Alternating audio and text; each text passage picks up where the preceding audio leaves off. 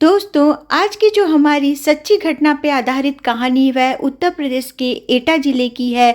एटा ज़िले में उस दिन 6 जनवरी की बात है 2024 की। उस दिन सुबह-सुबह सनसनीखेज खुलासा सामने आता है और ऐसी बात सामने आती है जिसको देखकर सभी लोग दंग रह जाते हैं। और पूरी जो कहानी आप सुनोगे तो सुनकर दंग रह जाओगे कि उस कहानी को सुनने के बाद आपके खुद के भी रोंगटे खड़े हो जाएंगे कि कितनी बड़ी घटना का खुलासा होगा। तो दोस्तों, लोग जब सुबह-सुबह सोच के लिए जाते हैं तो बाजरे के खेत में एक महिला की अस्त-व्यस्त हालत में बॉडी पड़ी हुई मिलती है। तो लोग उसको देखकर घबरा जाते हैं और तो वहाँ पे हल्ला-गुल्ला मच जाता है कि ये बॉडी किसकी है। तो उनमें से एक व्यक्ति बोलता है, पुलिस को इन्फॉर्म कर देना चाहिए, पता नहीं किसकी बॉडी है। तो तुरंत पुलिस को इन्फॉर्म किया जाता है, पुलिस की टीम वहाँ आती है, जांच पड़ताल की जाती है, आसपास के लोगों से पूछताछ भी की जाती है, लेकिन नहीं पता चलता है कि ये बॉडी किसकी है। और उस महिला की उम्र 35 से 40 के बीच की थी। फिर बाद में पुलिस फॉरेंसिक टीम को बुलाई जाती है, बॉडी की जांच पड़ताल की जाती है। बॉडी की जांच से पता चलता है कि उसके साथ दुष्कर्म तो नहीं किया गया है। उसके बाद जो पुलिस होती है वो सभी से पूछताछ करती है तो नहीं मालूम चलता है कि वो बॉडी किसकी थी। उसके बाद उसकी जो फ़ोटो है पेपर में छपवा दी जाती है और पता करने के लिए कि आखिर में कोई तो होगा कि जिसका इसके रिश्तेदार वगैरह जो भी देखेंगे, कोई तो आएगा इसकी बॉडी का तलाश करते हुए। उसके बाद रमाकांत नाम का एक व्यक्ति है, जब वो देखता है तो वो तुरंत भागता दौड़ता पुलिस के पास आता है और उसे बताता है कि मैं बॉडी देखना चाहता हूँ, मेरी बीवी अलका की तो नहीं है।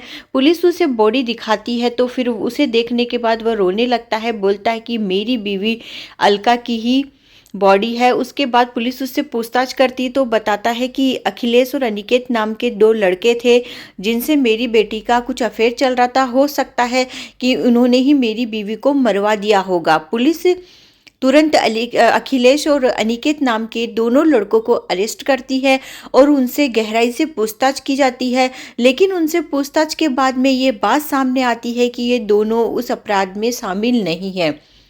अब पुलिस के सामने सस्पेंस था कि आखिर में कौन इस अपराध में शामिल है। रमाकांत जो होता है वह पुलिस को उसका अलका का नंबर देता है। उसके नंबर से पुलिस जो है उसकी कॉल डिटेल निकलवाती है। कॉल डिटेल निकलवाने के बाद पता चलता है कि एक व्यक्ति है सुभाष नाम का, उससे उसकी अक्सर बातें हुआ करती थी और उससे वह बहुत ज़्यादा बात किया करती थी। पुलिस ने जब सुभाष के बारे में पता किया तो पुलिस को पता चलता है कि सुभाष और इसकी बेटी है जो रमाकांत, जिसका नाम, इनकी बेटी का नाम है सपना, वह दोनों फरार है। जब पुलिस को ये चीज़ पता चलती है तो पुलिस समझ जाती है कि हो न हो इनका हाथ हो सकता है। पुलिस उनकी तलाश में जुट जाती है और कहीं ना कहीं पुलिस के हाथ से तो कोई आज तक बचा ही नहीं है। पुलिस उनको पकड़ लेती है और पकड़ने के बाद जो कहानी सामने आती है वो सही में एकदम चौंका देने वाली थी। वो कहानी को हम अब आपको डिटेल में बताते हैं कि आखिर में पूरी कहानी क्या थी, जिसको सुनकर आप भी दंग रह जाएंगे। दरअसल दोस्तों, कहानी की शुरुआत कहाँ से होती है। रमाकांत नाम का ये व्यक्ति होता है, बहुत सीधा साधा। इसकी बीवी होती है जिसका नाम अलका होता है। इसकी 2 बेटियां होती है, जिसमें बड़ी वाली बेटी 16 साल की थी जिसका नाम सपना था। और सपना जो थी वो दिखने में बेहद खूबसूरत थी और साथ में पढ़ाई में भी अच्छी थी। सपना अपना कॉलेज जाती थी और पढ़ाई करती थी और सपना जो थी, आसपास के जो लड़के थे सपना को बहुत पसंद करते थे क्योंकि सपना दिखने में बहुत सुंदर लगती थी। जब वो कॉलेज आते जाते रहती थी तो रास्ते में अक्सर लड़के उसे देखा करते थे, घूरा करते थे और उससे बात करने की कोशिश भी किया करते थे। लेकिन सपना इन सब चीज़ों में ध्यान नहीं देती थी। लेकिन उन्हीं के पास में एक अखिलेश नाम का लड़का था जो सपना को अक्सर घूरा करता था, देखा करता था। वो उसी के बगल में रहता था और बहुत ही रईस बाप का बेटा था। अच्छे अच्छे कपड़े पहनना, रईसी दिखाना अखिलेश का काम था। लेकिन वह मनी मन सपना को पसंद करता था। सपना जब भी आती जाती थी उधर से कॉलेज वगैरह तो वह उसे घूर घूर के देखा करता था। सपना भी उसे देखती थी और मुस्कुरा के चेहरा अपना दूसरी तरफ कर लेती थी। कहीं ना कहीं ऐसा लगता था कि सपना भी उसे पसंद करती थी। तो रोज का नियम था, जब भी वो जाती थी तो अखिलेश उसे देखा करता था और उसका इंतजार वहीं रोड पे रास्ते में क्या करता था, और बचपन में दोनों साथ में ही खेला करते थे। एक दिन की बात है, जैसे ही सपना अपनी कॉलेज से बाहर निकलती है, अखिलेश एक बाइक पे बैठकर आता है और सपना की तरफ इशारा करता है और उसे पीछे बैठने को बोलता है। सपना देखकर आश्चर्य करती है। पहले तो वह अपनी सहेलियों से अलग होकर उससे मिलने आती है, बोलती क्या हो गया, तो वो बोलता है पीछे बैठो। फिर वो उसको लेके जाने लगता है, तो रास्ते में पूछती है कहाँ लेके जा रहे हो, मुझे घर जाना है। फिर वो बोलता है कि मुझे तुमसे कुछ ज़रूरी बात करनी है। फिर सपना उसे बोलती है कि क्यों, यही बात करनी है कि तुम मुझसे प्यार करते हो। तो फिर वह तुरंत बोल देता है कि हाँ, मैं तुमसे बहुत ज़्यादा प्यार करता हूँ। ऐसे करके वो अपना प्यार का इजहार कर देता है। जब वो ये बात बोलता है, दोनों में आपस में बात होती है। वो भी बोलती है, सपना भी, कि मैं भी तुम्हें पसंद करने लगी हूँ। इस प्रकार दोनों में बातचीत होती है और दोनों का प्रेम प्रसंग शुरू हो जाता है। दोनों का मिलना जुलना अक्सर होते रहता था, फ़ोन में बातें होती थी घंटों। दोनों रोज ही मिलने लगे थे, मिले बिना इनको नहीं रहा जाता था एक दूसरे से। और धीरे धीरे वे इतनी नज़दीक आ गए थे कि उनकी नज़दीकियाँ कुछ ज़्यादा ही बढ़ गई थी, उनके संबंध भी हो गए थे। और ऐसी बातें वैसे तो छुपती नहीं है। धीरे धीरे अलका को भी शक होने लगा उसकी माँ को। एक दिन उसने उसे फ़ोन में हंस हंस कर बातें करते हुए देखा, तो उसने पूछा सपना से कि तुम किससे बातें कर रही हो, तो सपना ने टाल दिया। उसके बाद उसे धीरे धीरे पता चला कि वह अखिलेश से मिला करती है, जो उन्हीं के पास में रहता है, और इनका मिलना जुलना बहुत ज़्यादा हो रहा है। जब उसे ये बात पता चलती है तो वह सपना से कड़ाई से पूछताछ करती है, तो सपना कबूल लेती है और बोलती है कि हाँ, मैं अखिलेश से मिलती हूँ, मुझसे प्यार करती हूँ, उससे शादी करना चाहती हूँ। ये बात सुनकर अलका को गुस्सा आता है और वह सपना को बहुत डांटती है और बोलती है कि ये क्या तरीका है, तुम्हारी उम्र है ये सब करने की, अभी तुम 16 साल की हो। वह उसे डांटती है और बोलती है आज तो तुम्हारा घर से बाहर निकलना। वह उसका फ़ोन भी छीन लेती है और उसे कमरे में ले जाके बंद कर देती है। शाम को उसका पति आता है, उसे भी पूरी बात बताती है रमाकांत को, और वह भी उसे डांटता है, समझाता है। फिर वह सपना जो है रोने लगती है। बहुत दिन हो जाते हैं, वह मिल नहीं पाती, उससे तड़पती है। उधर अखिलेश भी तड़पते रहता है। एक दिन वह अपने दोस्त अनिकेत के द्वारा उसे पत्र भेजता है, जिसमें लिखा था कि वह उससे बहुत पसंद करता है, प्यार करता है, और वह उसके बिना नहीं रह सकता है, उसे उसकी बहुत याद आ रही है। इधर सपना भी एक पत्र लिखकर अनिकेत के द्वारा भेजती है कि मैं भी तुम्हारे बिना नहीं रह सकती हूँ, मुझे घर में बंद कर दिया जा रहा है, मैं बता नहीं सकती मेरी क्या हाल हो रही है। दोनों आपस में बातचीत करते हैं। फिर सपना बोलती है मुझे यहाँ से भगा ले चलो। फिर दोनों ने प्लान बनाया और अनिकेत की मदद से दोनों वहाँ से भाग निकलते हैं। इसके बाद अलका जब दूसरे दिन अपनी बेटी को चाय देने आती है, देखती है कि कमरे में वो सपना नहीं है, तो वो अपने पति को बताती है और वो समझ जाते हैं कि वही उसे लेके भागा है। वो उसे ढूंढने लगते हैं और उसके घर पे, अखिलेश के घर पे बताया जाता है। तो वो आपस में वो एक दूसरे की मदद से उसको ढूंढने की कोशिश करते हैं, लेकिन वो लोग नहीं मिलते हैं। फिर पुलिस की मदद ली जाती है। पुलिस की हेल्प के द्वारा आखिर में एक जगह पे पुलिस उनको बहुत ही अच्छी तरीके से नाटकीय अंदाज में पकड़ लेती है और जो सपना रहती है उसे उसके परिवार वालों को दे दिया जाता है और अखिलेश को कुछ दिनों के लिए जेल हो जाती है। क्योंकि सपना जो थी नाबालिग थी, उसे लेके गया था, इसलिए उसे जेल हो जाती है। हालांकि सपना ने ये बात स्वीकार कर ली थी कि मैं अपनी मर्जी से भाग के गई हूँ। फिर भी कुछ दिनों के लिए अखिलेश को जेल हो जाती है और सपना अपने घर पे बंद हो जाती है फिर से। और ये बात जब सब गांव में सब जगह फैल जाती है कि सपना ने ऐसा काम किया है, लड़के के साथ भाग गई थी, तो उनकी गांव में बहुत बदनामी हो जाती है। लोग उनसे बात करना बंद कर देते हैं। उसके बाद उनको भी बहुत बुरा लगता है कि सपना की वजह से हमारी नाक कट गई है, इसने पूरा हमको बदनाम कर दी के रख दिया है। दूसरी तरफ सपना की जो सहेलियाँ थी वह भी उससे कम बात करने लगी थी। फिर अचानक से उसका जो एक मामा होता है सुभाष, सुभाष जो रहता है वह जेल की सज़ा काट रहा था। वह जेल की सज़ा पूरी करके सुभाष जब आता है, मतलब सुभाष कौन होता है दोस्तों, आपको बता देते हैं कि सुभाष जो होता है वह इसका मुंह बोला मामा रहता है। वह अक्सर इसके घर पहले आया जाया करता था, लेकिन इसने एक औरत के साथ में कुछ गलत हरकत कर दी थी, उसके चलते वह सज़ा भुगत रहा था। उसकी सज़ा पूरी होती है तो उसे पता चलता है कि वह जब आता है जेल से, तो उसे पता चलता है कि अलका की जो बेटी है उसके साथ ऐसा कांड हुआ है। उसके बाद वह उससे मिलने आता है अलका से। सुभाष उसका मुंह बोला मामा जरूर था, लेकिन अलका का और सुभाष का नाजायज संबंध था। जब वो उसके घर आने लगता है, फिर वो उसे पूछता है कि सपना तो बड़ी हो गई होगी, कैसी है अलका से। तो अलका गुस्से में बोलती है कि उसका नाम मत लो, उसने तो हमारी पूरे गांव में बदनामी करा के रख दी है। ऐसे बोल के फिर वह चली जाती है। अचानक से सपना आ जाती है, फिर वो रसोई में काम करने चली जाती है। उसका मामा होता है सपना से बात करता है, बोलता कि सपना तुम्हारी हरकत की वजह से हम लोगों की इतनी बदनामी हुई, तुमने ऐसा क्यों किया। ऐसे करके वो लोग बहुत देर तक बातें बातें करते रहते हैं। फिर सुभाष का इस घर में वैसे ही पहले की जैसे आना जाना शुरू हो जाता है।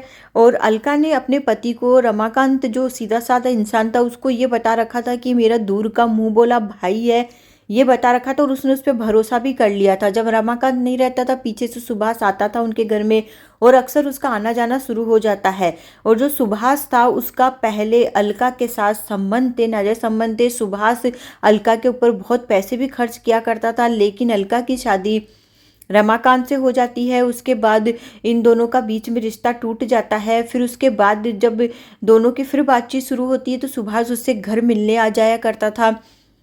और इसने अपने पति को झूठ बोल रखा था कि मेरा मुंह बोला भाई, और दोनों में संबंध थे। इस प्रकार से फिर से उसका वही आना जाना शुरू हो जाता है। वो अक्सर आता रहता है। हर कमरे में दोनों किसी न किसी बहाने से बंद हो जाया करते हैं। पहले तो सपना को शक नहीं होता है, लेकिन सपना को शक होता है कि रोज रोज ये लोग कमरे में कैसे बंद हो जाते हैं। एक दिन वह खिड़की से देख लेती है, तो उसे बात पता चल जाती है। और उसके बाद उस दिन तो वो कुछ नहीं बोलती है। लेकिन इधर सपना का भी पहले अखिलेश से संबंध था, लेकिन अखिलेश तो जेल चला गया था। अब वो अनिकेत से बातें करने लगी थी। अनिकेत से उसका मिलना जुलना भी शुरू हो गया था। अनिकेत उससे अलग अलग जगहों में वो लोग मिलते थे, क्योंकि पहले इसका संबंध अखिलेश से था, तो उसको उस चीज़ की आदत हो गई थी, वो आदी हो गई थी इन सब चीज़ों की। और वही सब चीज़ें वो अनिकेत के साथ करने लगी थी।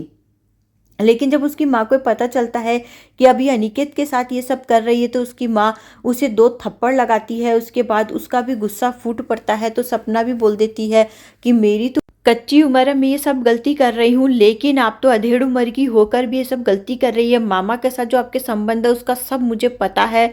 तो ये बात सुनते ही वह शॉक्ड हो जाती है अलका।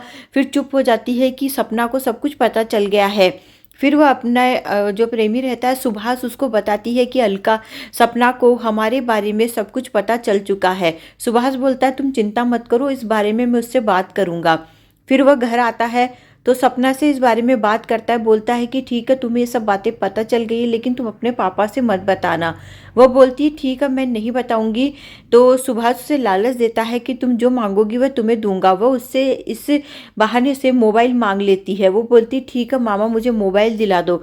फिर वो उसे नया मोबाइल दिला देता है। और उसके बाद तो उसका जो बातें करना शुरू हो जाता है। वह अनिकेत से रोज घंटों बातें किया करती थी, लेकिन अलका जब उससे रोकती टोकती तो वह उसे उसे ही सुना देती थी और उसकी जबान चुप हो जाती, वह कुछ नहीं कर पाती थी।